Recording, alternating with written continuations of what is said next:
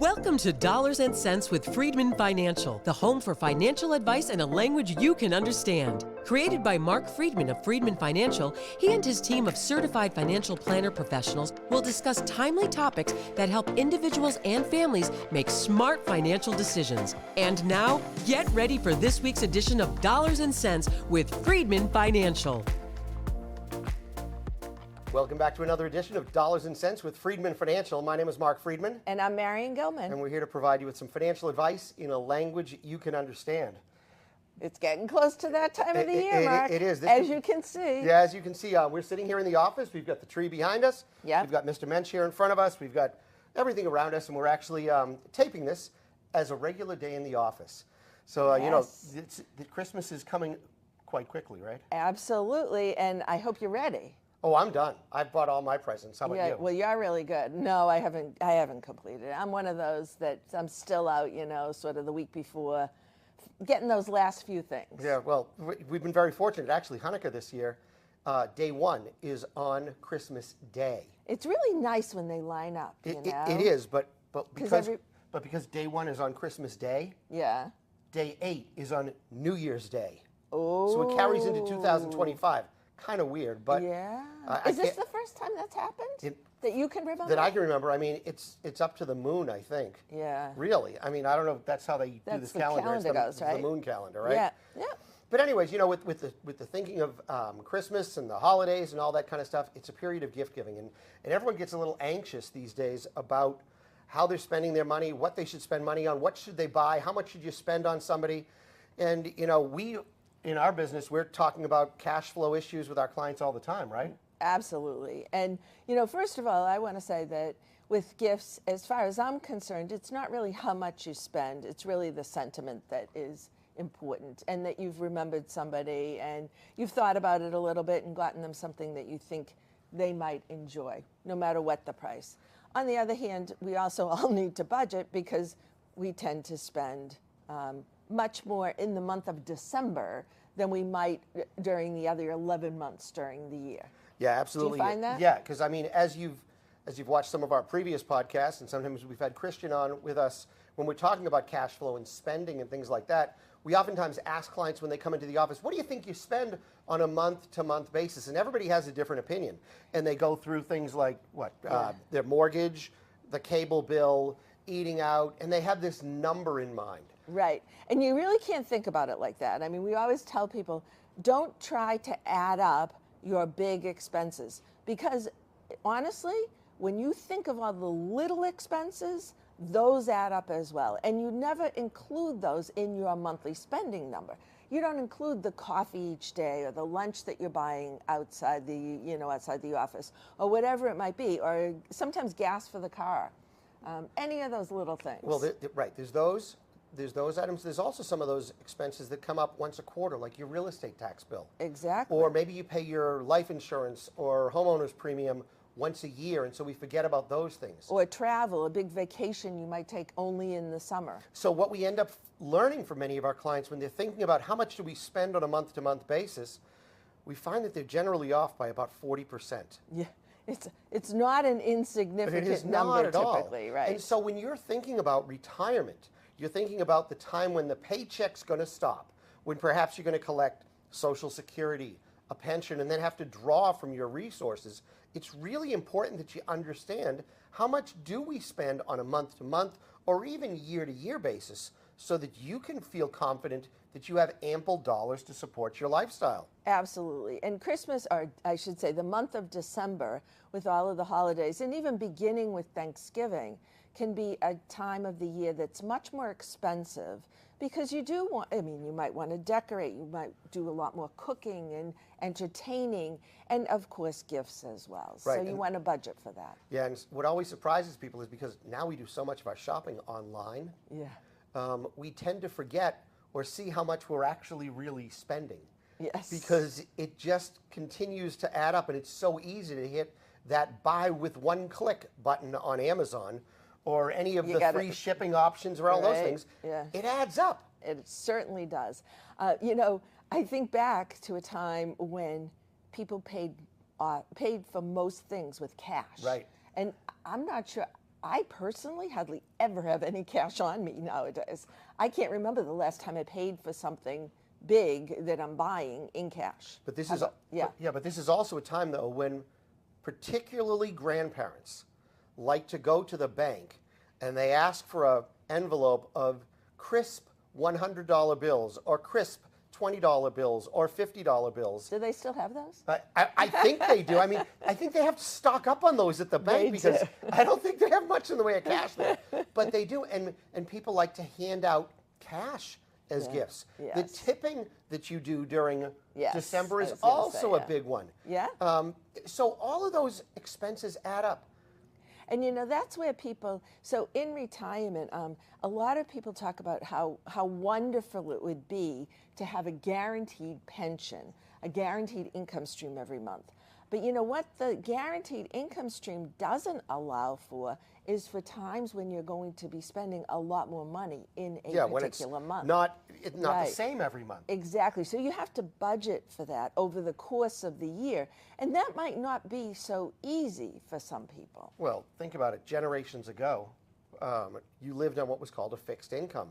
And that's what we used to hear about years ago. My life is a fixed income. I can only spend this much. And if the holiday I'm like on a Christmas, fixed income now. Yeah, and if Christmas showed up and that is going to create more expenses than previous months, you know what you used to do? You'd make cookies. Yeah. That's what you did. You'd find items where you weren't spending money, right? Absolutely. You'd make gifts. And I'll tell you, my aunt had a whole system, though. She had envelopes. And every week she'd put, a certain amount of money in the envelope for Christmas. Yeah, we used to have a client, gifts. Didn't he call it pin money?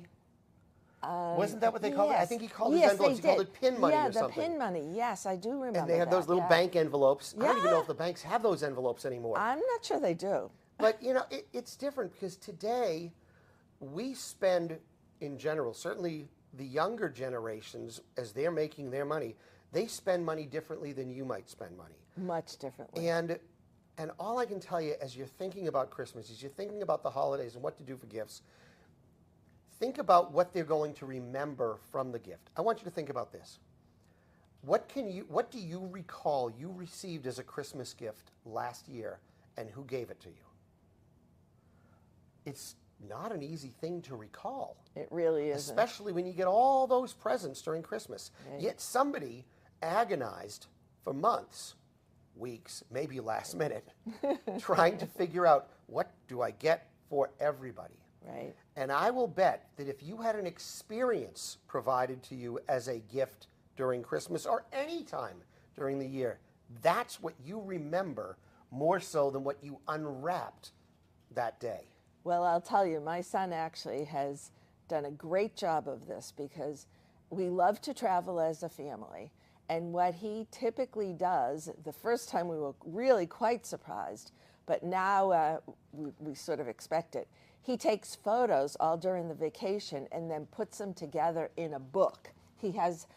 I forget who he sends it to, but they create a book and he has all these annotated photos in there of our vacation, which is just phenomenal because we can relive the experience that we had over and over again, which is really fun. What a great idea. Yeah, it really is. It's a wonderful idea. Yeah, it's and we don't need anything. He stresses over, well, what can I buy you? What can I buy you? At this point in our lives, we don't need clothing or we go buy it ourselves if we need it. But prior to him taking pictures, yes. What did Reed do every year before the holidays? What did he send to you, Marion? He still does it. And he sends me a list with links to what he wants. So much for being surprised at Christmas. I know. Well, right? He's easy to buy for, let me tell you. When he was a kid, he wanted to make sure he got the exact thing he wanted. So he sends me the link. It's really easy when they send you the link to buy those gifts. My kids have done the same thing. They send us, here's the link, Dad. Just hit this and... What's the point? I might as well just give them cash. They could buy it themselves. What, are they going to be surprised when they open the present to see what I bought them, what they told me to buy? God forbid I buy them something that they weren't expecting. Well, actually, I try to do that. I try to do that as well, and he usually likes what we buy him. So, But with Christmas in front of us, with Hanukkah, with the holidays, etc., this is a month where we spend money, and I don't want you to feel bad about it. I watch a lot of these shows, a lot of these money shows that might be on television, and honestly, they're talking about you need to budget for this, you need to be careful how you spend this. They don't want you to build debt. And I don't want you building debt, that's for sure. But I want you to know that it's okay to use some of this money that you've accumulated and spend it on yourself and on others. You want to remember that money is a tool to make your life more enjoyable. It's not there just to save, just to accumulate, just to watch it grow at the bank.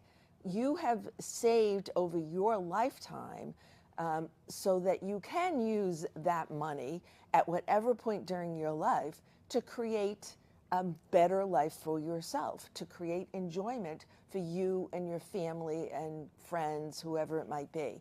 That's what it's there for. Yeah. It's not something to watch. And we tell this story because we find more and more people just don't realize that they can do that. Exactly.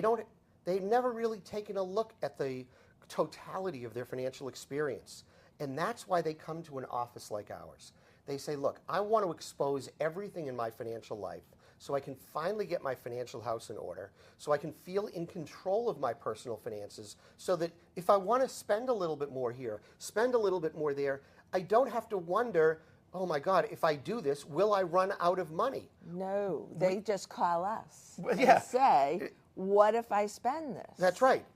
But they of course do that. Yes. And we also show them, we plot their progress to say, Exactly. hey, despite the fact that you've spent some money, you're still on a path to do X, Y, or Z. And you know, they use us as a resource to call and say, hey, what if I took the family to Disney? What if this is my Christmas gift to everybody and it's going to cost $15,000? If I took $15,000, is that going to derail my plan? And we can give them an answer within 5 minutes usually. Or kind of a current one that we're dealing with this week. What if I want to add on to my home because I'm worried that as I get older, I'm not going to be able to climb the stairs. Exactly. And I don't want to move out of my house, but I want to be able to put in an addition so that I can be on the first floor. And it's going to cost me perhaps $100,000 or $200,000. Can I do it?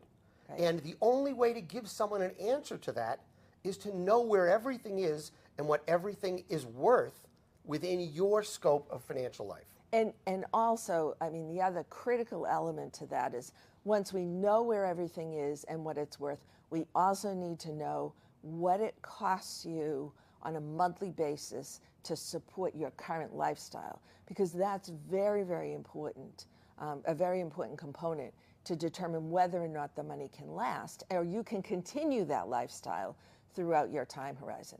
Of course, it would be a lot easier if they could tell us when they're going to die. If you knew that, it would be easy. But that is what we call financial advice in a language you can understand. And as we turn the corner on 2024 and head into 2025, amazing. If now's the time for you to get serious about your financial planning and investment management needs, we hope you'll give us a call. Complimentary consultation here at the office. We can send you information about the firm. You can find more information about how we work, what our fees are, the types of clients we serve, who the people are that work here in our office. Go to our website, freedmanfinancial.com. That's Freedman. 2 E's and a D. Financial.com, or go to the bottom of any page on our website and you can get our free weekly newsletter that comes out each and every Friday, 10:30 in the morning, every Friday Eastern Standard Time, right to your inbox. Go to the bottom of any page, put in your name, your email address. Go once again to our website, freedmanfinancial.com. That's Freedman. 2 E's and a D. Financial.com, and that's going to do it for us this week. Have a wonderful, wonderful holiday. We'll see you again next week with more financial advice in a language you can understand. You've been listening to Dollars and Cents. Have a great day, everyone. Enjoy. Bye-bye. Bye.